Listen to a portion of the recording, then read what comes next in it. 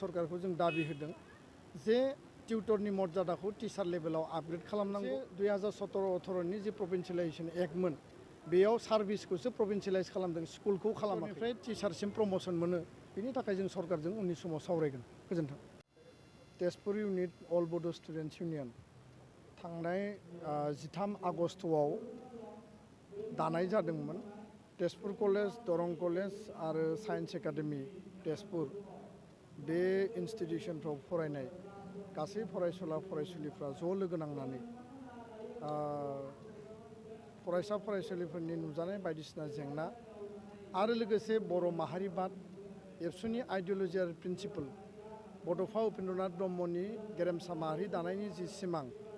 बेखौ फरायसा फरायसुलिनि गेजेराव जोङो बोरैहाय गोसारहोनानै गासैबो फरायसा फरायसुलिफोरखौ खौसेयै तेजपुर इउनिट एबसुनि गेजेरजों लाखिनानै बोरै हाबा मावलांनो हायो बे मोनसे थांखिजों बिथांमोना दानानै लादों दरं कलेज तेजपुर कलेजाव बड' स्टुडेन्ट लिटारेरि ससाइटि दङ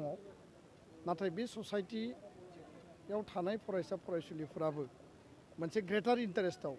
आरो मोनसे ब्रड मोनसे पार्सपेक्टिभआव गासैबो कलेजफोरखौ ज' खालामनानै जथायनानै तेजपुराव फरायफैनाय गुबुन गुबुन जायगानि गुबुन गुबुन जिल्लानि बे फरायसा फरायसुलिया दिनै मोनसे इउनिट कमिटि एबसु दानानै लाबाय बे इउनिट कमिटि एबसुआ आनसलिक कमिटि लेभेलनि मर्यादा स्टेटासखौ बिथांमोना मोनदों आरो बिनि गेजेरजों माहारिबाद बड' नेशनेलिज्मखौ जोंनि आइडेन्टिटि जोंनि स्पिरिट जोंनि गासैबो बिथिंजों जों फोथांनानै लाखिनांगोन गुबुन मोनसेया जाबाय जे गावबा गावनि जि केरियार फरायनो फैनाय सोलोंथाइ लानो फैनाय क्वालिटि इडुकेसननि गेजेरजों साक्सेसफुलि गावबा गावनि जि कर्स दङ बे टार्मखौ कमप्लिट खालामनांगोन आरो जाहाथे मोजां रिजाल्ट खालामनानै बिथांमोना जिउआव साफा साफा सुबुं धोन आरो सासे मोजां बेक्ति जानो हायो आरो बिथांमोननि जि एम्स आरो अबजेक्टिभ दङ जाय जि लेभेलाव दङ सोरबाया नोङो मेडिकेल इन्जिनियारिं बा नोङो सिभिल सार्भिस बा टिचिं लाइनाव थांगोन ससियेल खामानि मावहैगोन गुबुन गुबुन एरियायाव जायफोर खामानि मावगोन जों लुबैयो जे बर' माहारियाव आरोबाव जोंनो जथेस्थ' हिउमेन रिसर्सनि गोनांथि दङ बिनि गेजेरजों जोङो माहारिखौ दानांगोन गुबुन मोनसे बिथिङा जाबाय जे स्टुडेन्ट लाइफआव जोङो बिजों बे सिनायलायनांगौ फारसेथिं कलेजफोराव नुजानाय एडमिसननि बेलायाव रिजार्भेशननि बेलायाव स्कलारशिपनि बेलायाव बायदिसिना सिटुएसन बेयाव जायो ससियेल सिकिउरिटिनि माखासे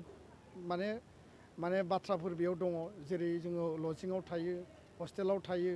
जोङो रेन्टआव थायो पेइं गेस्टआव थायो गोबां माखासे सिकिउरिटि कनसार्न मेटारफ्रा फैया नङा फैयो आथिखालाव लाइमोन सेंग्रा सिख्लाफोरनि गेजेराव ड्राग्स बा एलकहल गोबां माखासे थासारिखौ जों नुदों बेफोरखौ जोङो जाहाथे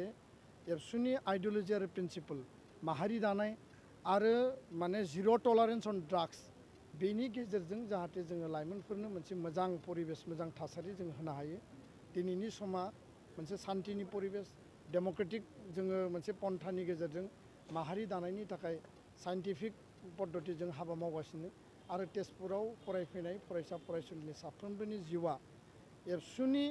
मददनि गेजेरजों बा एबसुजों सोमोन्दो थानानै जिउ दानायाव केरियार दानायाव फरायनायाव जेब्लाबो सापर्ट मोनसे सिस्टेम मोनगोन आं बेखौ मिजिंथिबाय आरो बिथांमोना फिसा फिसा लिटारेरि एक्टिभिटि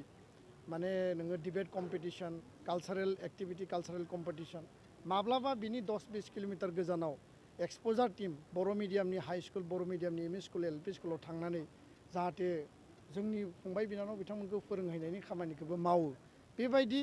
मिनिमाम रिसर्सनि गेजेरजों जोंनि इन्टेलेक्सुवेल जोंनि जिखिनि स्पिरिट साफा साफा स्टुडेन्टनि जि इनार्जि बेखौ जों बोरै इउटिलाइज खालामनो हायो आरो गावनि जिउखौ दाफुंनायाव गावखौनो मोनसे डिसिप्लिन अर्गेनाइजेसनाव थानानै मोनसे सिस्टेमेटिक आइडिय'लजि प्रिन्सिपल थानाय अर्गेनाइजेसनाव थानानै गावनि बिहेभियार आरो केरेक्टार आरो डिसिप्लिनखौ मेनटेन खालामनानै साक्सेसफुल जानो हायो आं बेखौनो खावलायबाय रावनिबो जिउआ एबसुआव बिबान लानानै एबसु मावनायनि थाखाय स्पइल जाया रावबो स्टुडेन्टनि केरियारा नस्थ' जाया रावबो स्टुडेन्टनि केरियारा एबसुनि बिबान मावनानै आस'खान्दा जायाखै फरायनो मोनाखै बेबायदि जायाखै सोमावसारनायनि टाइमाव मोनसे परिबेस दङमोन बे आलादामोन नाथाय दिनै सान्थिनि परिबेस बयबो गावबा गावनि हाबाखौ जों मावनांगोन दा बेखायनो फरायनायजों लोगोसे दुलाराय बर' फरायसा आफादनि आइडियोल'जि प्रिन्सिपल एम्स एन्ड अबजेक्टिभखौ मावफुंनायानो बे इउनिट कमिटिनि मेन एजेन्डा जागोन आरो सम सम माखासे हाबाफारिखौ लानानै जोंनि एक्टिभिटिनि गेजेरजोंसो एबसुआ थांनानै थायो आरो एक्टिभिटि गैयाबा इउनिटियाबो खमायगोन जोंनि गेजेराव लोगो हमलायनाय लोगो मोनलायनाय बिदा फंबायनि जे आन्डारस्टेन्डिं बेबो खमायगोन दा बेखायनो एक्टिभिटि बेस्ड फोथांना लाखिनो थाखाय फिसा फिसा हाबाफारि लानो थाखाय आङो दिनै बिथांमोनखौ खावलायदों खोब गोजोननाय मोनदों जे गोबां मोनसे गोलाव इनिसियेटिभनि उनाव बे इउनिट कमिटि एबसुखौ दानानै लानो हादों आं बिथांमोनखौ धन्यबाद होदों गोजोन्थों माखासे फोरोंगिरिफोरखौ टिउटर हिसाबै थिसनना लानाय दङ बिथांमोना 10,000सो सेलारि मोननाय जायो बेजों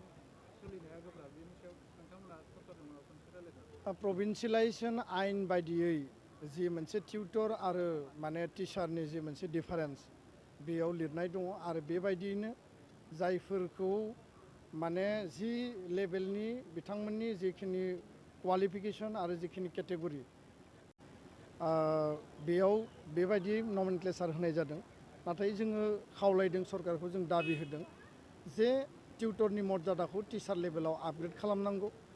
आरो जि मोनसे 2017-18नि जि प्रभिन्सियेलाइजेसन एक्टमोन बेयाव सार्भिसखौसो प्रभिन्सियेलाइज खालामदों स्कुलखौ खालामाखै बे मोनसे जोंनि दा थासारि नुजानायाव बे परिबेसा जोंनि थाखाय मोनसे चेलेन्जिं आरो बेखायनो उननि समाव जोंनि फोरोंगिरिफ्राबो गावबा गावनि रिक्वायर्ड क्वालिफिकेसनखौ लानो नाजानांगोन आरो बिथांमोना जाहाथे टाइम बाउन्ड टिउटरनिफ्राय टिचारसिम प्रमोसन मोनो बेनि थाखाय जों सरकारजों उननि समाव सावरायगोन गोजोन्थों